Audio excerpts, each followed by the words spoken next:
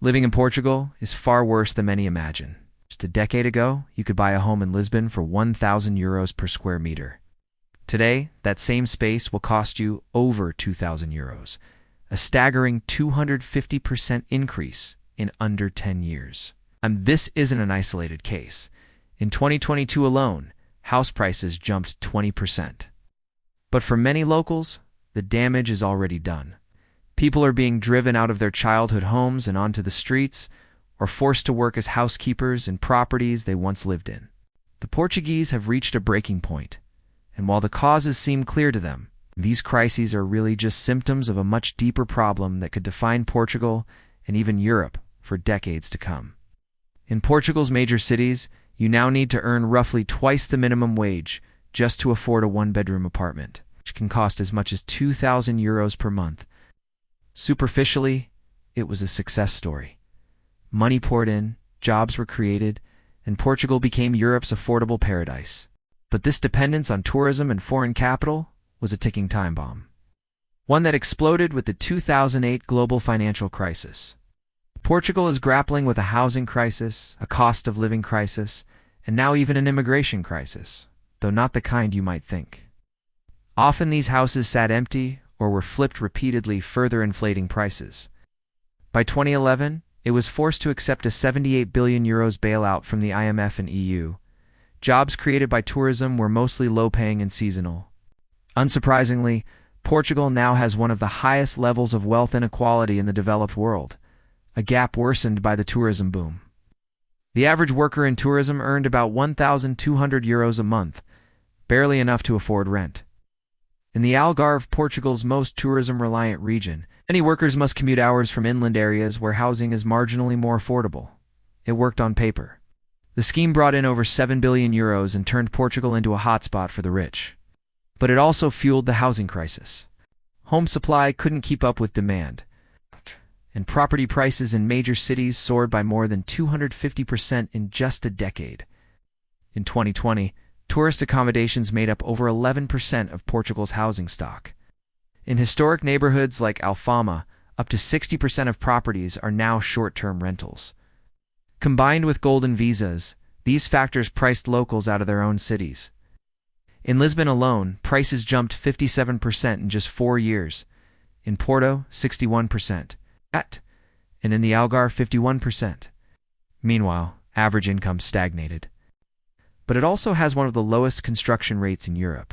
Just 11 new homes per 1,000 residents in the past decade, due in part to strict building regulations and environmental protections.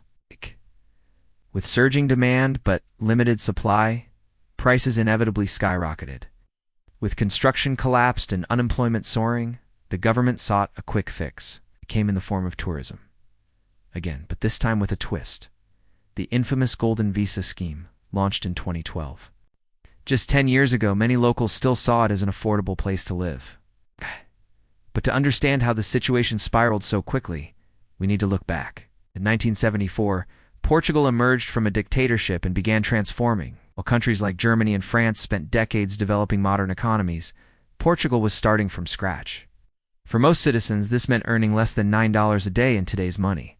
Despite these hardships, the economy began to recover. During the 1990s and early 2000s, European funding financed highways, bridges, and modernization projects, and Portugal was visibly improving. In September 2024, the country witnessed one of its largest protests ever. Thousands took to the streets, but not against their government. Instead, they rallied against a modern force: tourists and wealthy foreigners. Last year, tourism directly employed 1 in every 10 people in Portugal, and so-called digital nomads have been pumping billions of euros into the economy. So how did living in Portugal become impossible? Portugal's crisis is a relatively recent phenomenon. However, beneath this progress lay a critical flaw. Portugal failed to develop competitive, high-paying industries like manufacturing or tech. Instead, it increasingly leaned on its service sector, particularly tourism. Through aggressive marketing in the 1990s, places like the Algarve, Lisbon, and Porto became top tourist destinations. By the early 2000s, tourism income had nearly doubled in just 5 years, growing from €6 billion in 2000 to €11 billion by 2005. As tourism boomed, construction skyrocketed too. New hotels, resorts, and vacation properties appeared along the coast. Portugal, lacking a strong industrial foundation and reliant on volatile tourism and construction sectors, saw its economy crumble.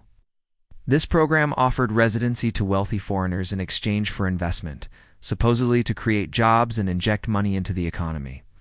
Many foreign investors who obtained golden visas bought properties they didn't actually live in. But golden visas weren't the only culprit.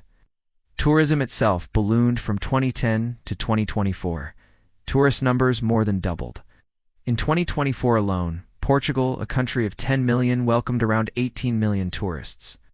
With tourism accounting for nearly 20% of its GDP, one of the highest rates in Europe. For comparison, tourism makes up just 13% of GDP in France and Spain. While tourism revitalized derelict neighborhoods and saved businesses during tough times, it also brought lasting harm. As a result, the wealth generated by tourism primarily benefited a select few. Those who owned land, property, or businesses catering to tourists. Housing was hit especially hard. Hotels, short-term rentals, and Airbnbs exploded in number, crowding out long-term housing for locals. And yet Portugal isn't short on housing. It has one of Europe's highest dwelling-to-household ratios at 1.4 homes per household. This has created a grim reality. In a country where half the population earns under 1,000 euros a month and the minimum wage is 840 euros. The average one-bedroom apartment in a major city costs euro 1,100, a nightmare for young people and families alike. That's why over half of Portuguese aged 25 to 34 still live with their parents, not by choice, but out of necessity. The consequences are profound. Portugal's birth rate has plummeted to 1.3 children per woman, one of the world's lowest, and its population has been shrinking since 2010. Schools are closing, villages are being abandoned, and young people are fleeing abroad. Meanwhile, the government has only worsened the crisis. Beyond homes, Portugal has been selling off major national assets. In 2014, Fidelidade, Portugal's largest and oldest insurance company, was sold to China's Fosun Group, giving foreign interests control over a key pillar of the economy. Soon after, Energies de Portugal, the country's leading energy provider, also fell into Chinese hands, and energy prices have since soared. Even construction giant Motingel sold over 30% of its capital to foreign investors. Each sale brought quick cash, but meant that profits and strategic decisions now flow abroad rather than staying in Portugal. Essential sectors like energy, insurance, and infrastructure are controlled by boardrooms in Beijing or New York, not Lisbon. Today, Portugal stands at a crossroads. A country once celebrated for its affordability is now unlivable for many of its own citizens. Housing costs have soared, wages are stagnant, and foreign investment, once seen as salvation, has instead priced locals out of their homes and futures. The ongoing protests aren't just about housing. They're a clear warning. If these deep-rooted issues go unaddressed, Portugal risks becoming a nation where the next generation has no place to live or raise families, and where the best option for many is to leave. The question remains, will the government act to fix these systemic problems, or will Portugal continue down a path that sacrifices its people for foreign wealth?